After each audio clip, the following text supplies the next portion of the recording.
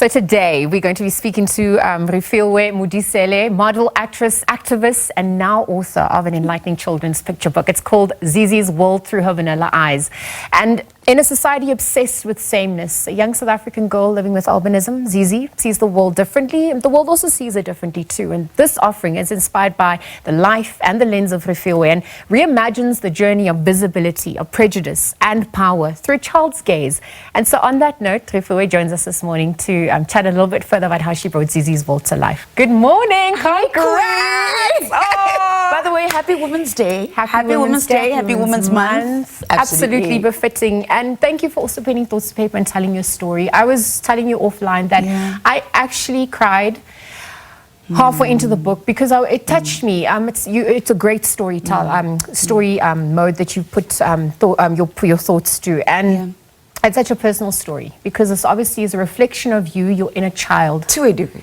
To a degree, yeah. But obviously it just also highlights the importance of the necessary conversations that we need to have. So it's storytelling, it's art, and it's also about reclaiming your power. Why was it the right time to tell your story now?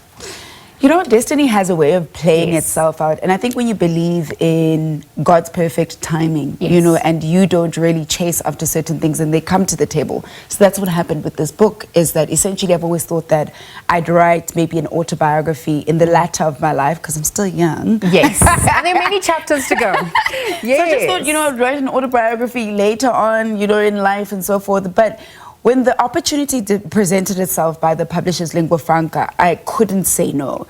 I'm passionate about children, and they are the leading publishers as well in education. And I just felt it would be befitting to go on this project or to do this collaboration together. I have a passion for children, and education is so dear to my heart.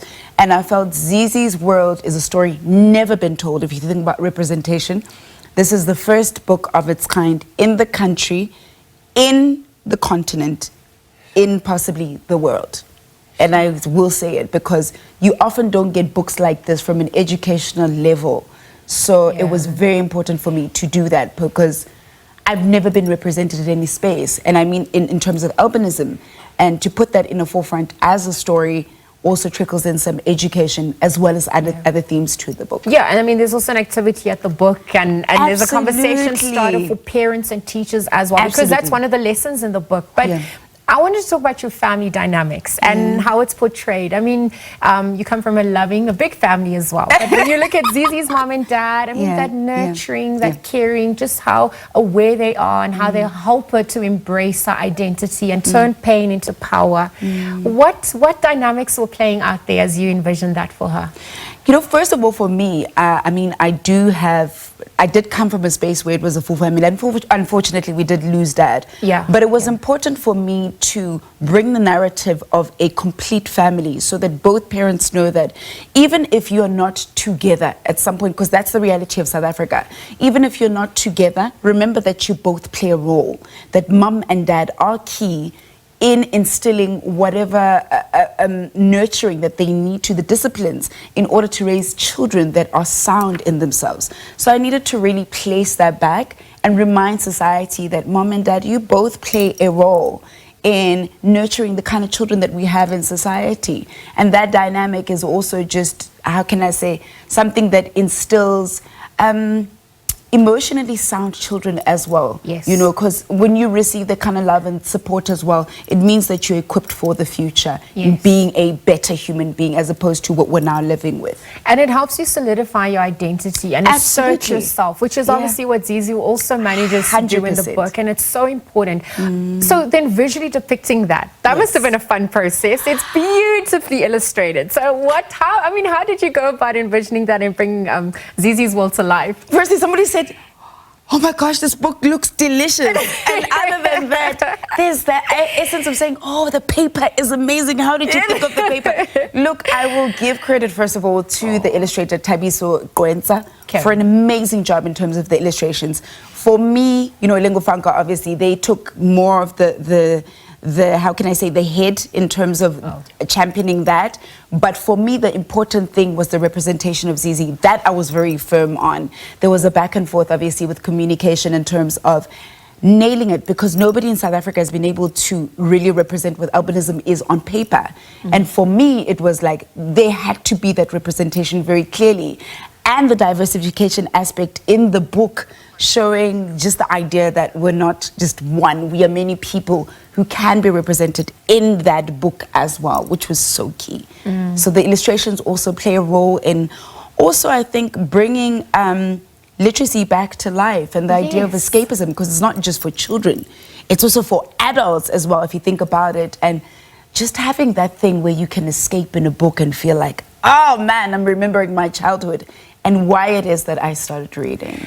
For me, another element is the power of friendship, and Rory's character, Rory. Oh, you read the book. Absolutely. I told you, I shed a tear just because it's just, you know, woven so well. But beyond that, you know, sometimes to be seen, heard, and to know that we matter doesn't always come across. And there are those angels that exist that remind us of who we are and whisper that song or that tune back when you forget the words. And Rory plays that role. Who is that for you?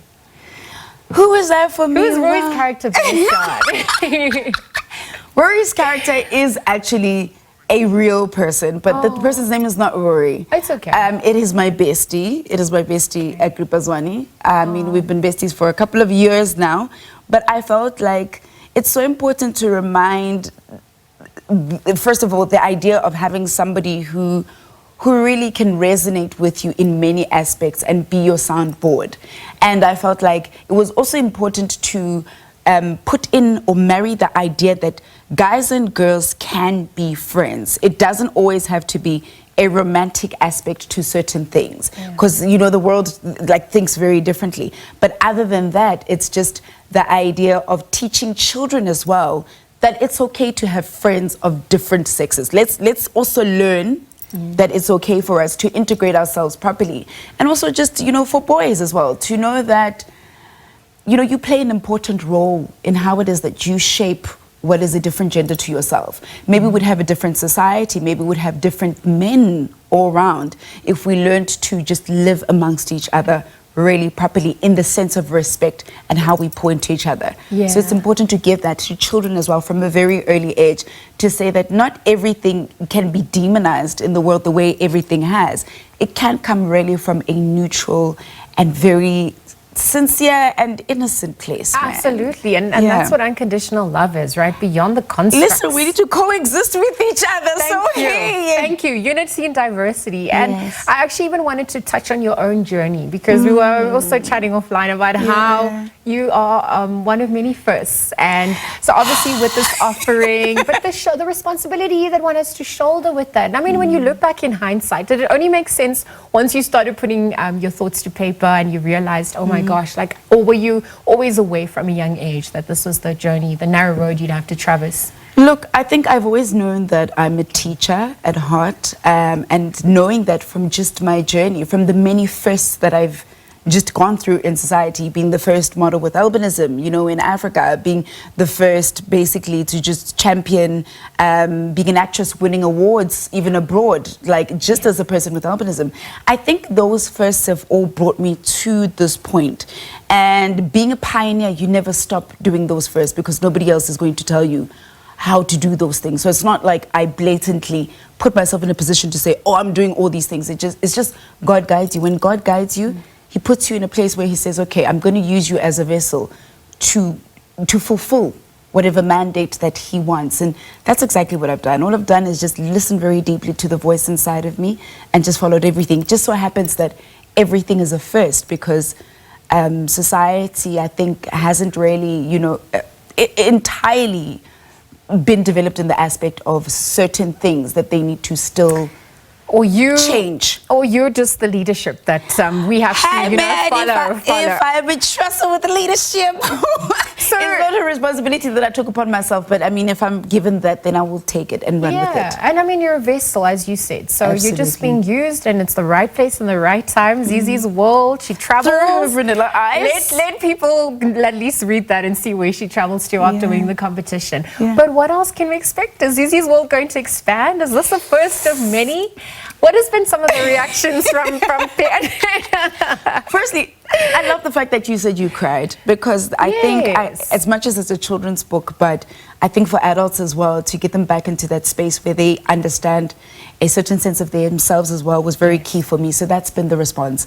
A lot of adults saying, Fee, thank you for this book. Thank you for the healing. Thank you for everything that you're putting together in terms of this book.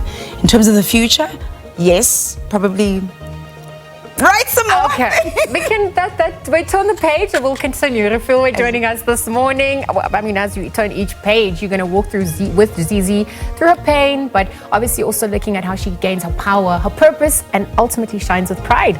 Thank you to Refilwe for bringing Zizi's world to life. This is Zizi's World Through Her Vanilla Eyes by Refilwe Modiselle. That book is available, of course, nationwide.